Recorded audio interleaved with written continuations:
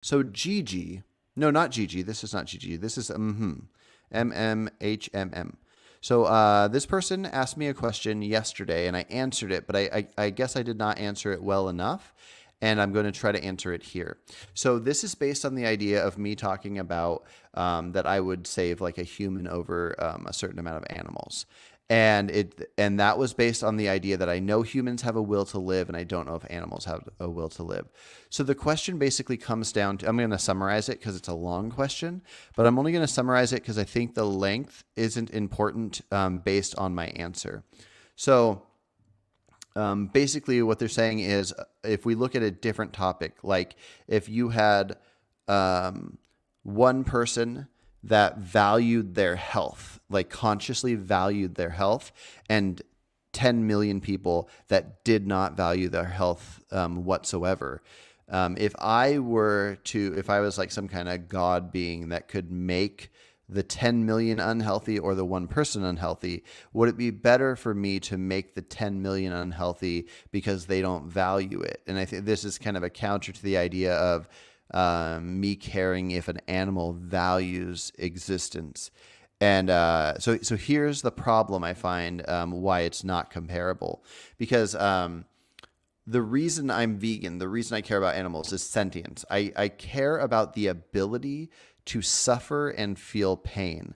So if we are going to consider removing something's health, if I had to choose one, if I had to remove health, then if this is causing suffering, then it doesn't matter what they're consciously thinking about or not. I don't care about conscious thought if there's suffering involved.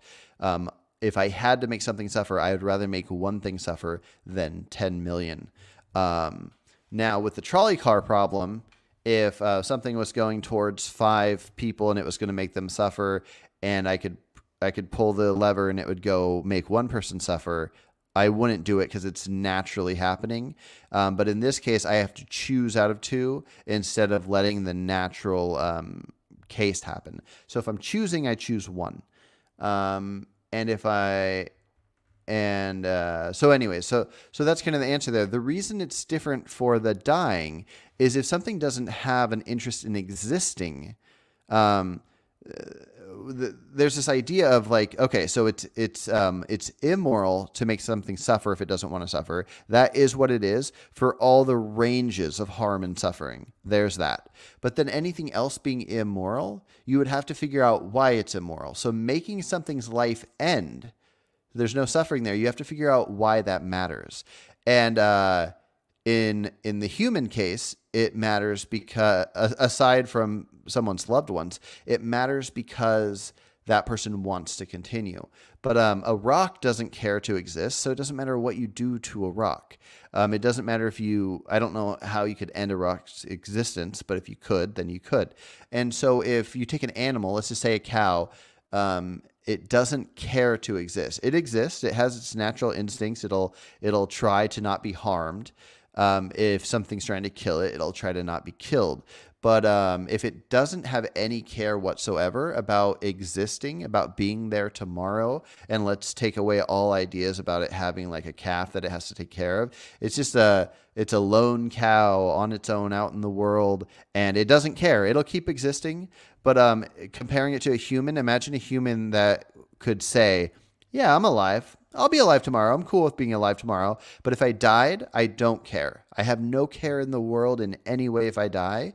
Then I don't think it's necessarily immoral to snap that human or that cow out of existence. Now, I wouldn't do it, but I would do it over anything else. So if I knew a human wanted to live, they were really excited about a movie they were going to see next week, and you had 10 billion animals that didn't care about existing in any way, and them not existing wasn't going to harm the ecosystem, then I think, of course, I would snap them out of existence. I wouldn't harm them. I wouldn't choose to harm 10 million animals over harming a human. We'd have to look at the levels of harm. But of existence, I think that's a very important distinction. And so anyways, there's my answer to that. I hope that clarified things. But if not, don't feel bad coming at me with more questions. So, it's it's tough to say your name. It's not tough to say your name, but referring to somebody as mmhmm is a little tricky. But anyways, to you, please let me know if I didn't fully answer that.